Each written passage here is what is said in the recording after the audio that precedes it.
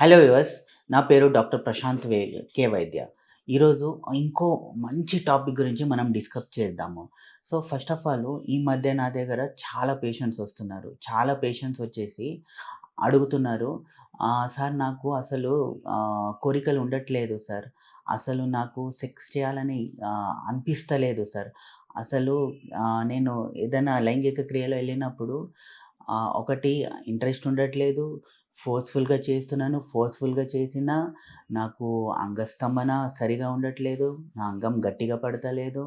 దాంతో పాటు ఇంకా ఇదైనా గూడా తొందరగా ఔట్ అనేది అయిపోతుంది సార్. ఇలా చాలామంది పేషెంట్స్ వచ్చి అడుగుతున్నారు. సో, దాంతో పాటు వాళ్ళేమంటున్నారు, నాకు బాగా బాడీ అనేది బాగా వీక్‌నెస్ అనిపిస్తుంది. డ్రౌజీనెస్ అనిపిస్తుంది. హెవీనెస్ అనిపిస్తుంది. అసలు మైండ్ అంతా ఏదో రకంగా అనిపిస్తుందని చాలా పేషెంట్స్ వచ్చి నాతో అడుగుతుంటారండి.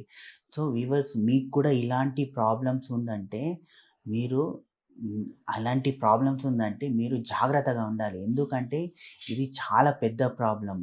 దీన్ని థైరాయిడ్ ప్రాబ్లమ్ అంటాము. చాలా మందికి తెలవదిది. ఈ థైరాయిడ్ ప్రాబ్లమ్ ఇవన్నీ థైరాయిడ్ లక్షణాలు. సో, థైరాయిడ్ లక్షణాల వల్ల చాలా జనాలకి ఏమవుతదంటే ఈ థైరాయిడ్ పెరగడం వల్ల అసలు కోరికలు ఉండదు. ఎందుకంటే థైరాయిడ్ ఎక్కువ అవ్వడం వల్ల బ్రెయిన్‌లో ఆ సెక్స్ హార్మోన్ అనేది అంటే టెస్టోస్టెరోన్ హార్మోన్ అనేది తగ్గుతా వెళుతది. ఆ తగ్గడం వల్ల ఏమవుతదంటే నేచురల్‌గా వాళ్ళలో ఆ కోరికలనేదే ఉండదు. అంటే మనం లాస్ ఆఫ్ లిబిడో అంటాము. చాలా పేషెంట్ అంటారు, "నాకు కోరికలు లేవు సార్ అసలు. ఏం చేసినా నాకు ఒక పోర్న్ వీడియో చూసినా అసలు నాకేం అనిపిస్తలేదు" అంటారు. నాలో ఏం ప్రాబ్లమ్ అయిందని అంటారు. సో, దీనికి మెయిన్ రీజనే థైరాయిడ్. అంటే నేను చాలా పేషెంట్ అన్నా గూడా నాకెందుకొస్తది సార్ ఇది అమ్మాయిలకొస్తది గదా! నాకెందుకొస్తది అంటారు. కానీ అది తప్పు. ఈ మధ్య చాలా అబ్బాయిల్లో ఈ థైరాయిడ్ ప్రాబ్లమ్ అనేది వస్తుందండి. సో, మనము ఈరోజు డిస్కస్ చేద్దాం. ఈ థైరాయిడ్ ప్రాబ్లమ్ ఎందుకు వస్తది? థైరాయిడ్ ప్రాబ్లమ్ వస్తే ఇది మీ లైంగిక అంటే మీ సెక్షువల్ లైఫ్‌ని ఎలా డిస్టర్బ్ చేస్తది? దాంతో పాటు దీని నుంచి మనం బయటకు ఎలా రావాలి? దాని గురించి నేను న్యాచురల్‌గా కొన్ని టిప్స్ చెప్తానండి. లాస్ట్‌లో కొన్ని హోమియోపతి మెడిసిన్ చెప్తాను. అది వాడితే మీకు పర్మనెంట్‌గా ఈ ప్రాబ్లమ్ అనేది సాల్వ్ అవుతదండి. సో, ఫస్ట్ ఆఫ్ ఆల్ ఏందంటే థైరాయిడ్ అనేది ఎందుకు వస్తది? సో, ఈ థైరాయిడ్ అనేది మనకి మైండ్, బ్రెయిన్ అంటే పిట్యూటరీ గ్లాండ్, థైరాయిడ్ గ్రంథిలో టీ3, టీ4, టీఎస్‌హెచ్ అనే హార్మోన్స్ ప్రొడ్యూస్ అయితాయండి. సో, ఈ హార్మోన్ అనేది ఎక్కువ తక్కువ అవ్వడం వల్ల ఈ థైరాయిడ్ అనేది వస్తది. ఈ హార్మోన్ ఎక్కువ తక్కువ ఎందుకు అవుతది? మెయిన్ రీజన్ ఏందంటే స్ట్రెస్ లెవెల్. మీకు తెలుసు అందరూ ఈ మధ్య బాగా స్ట్రెస్‌లో ఉన్నారు.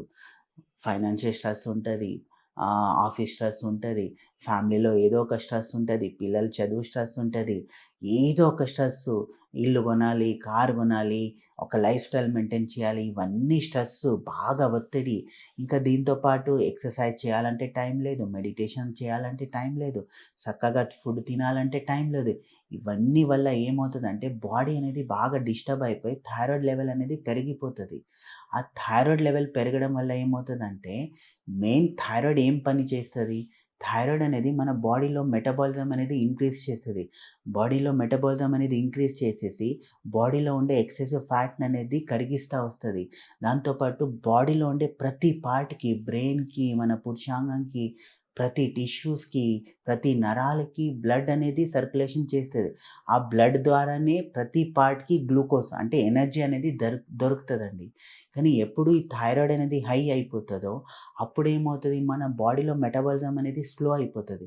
మెటబాలిజం స్లో అవ్వడం వల్ల ఏమవుతది బాడీలో ఫ్యాట్ అక్యుములేషన్ అనేది ఎక్కువ అవుతా వస్తది. దాంతో పాటు ఆ ఫ్యాట్ అక్యుములేషన్ ఎక్కువ అవుతూ అవుతూ ఏమవుతది ఆ నరాలకి కానీ, ఆ టిష్యూస్ కానీ బ్లడ్ అందదు. బ్లడ్ అందేసరికి ఏమవుతది గ్లూకోజ్ అనేది రాదు.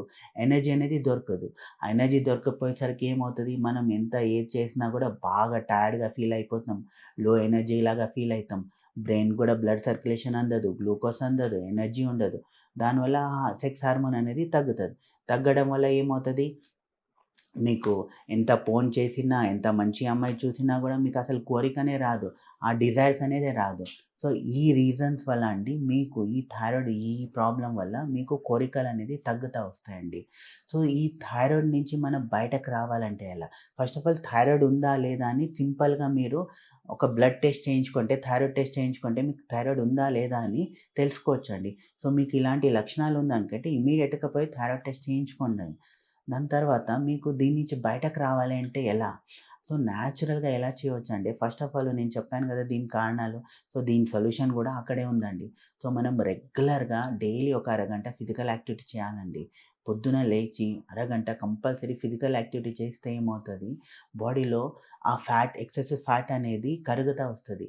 బాడీలో ఉండే ప్రతి పార్ట్‌కి బ్లడ్ సర్క్యులేషన్ అనేది ఇంప్రూవ్ అవుతా వస్తది. సో, రెండోది స్ట్రెస్ వల్ల గూడా థైరాయిడ్ పెరుగుతదన్నాను గదా!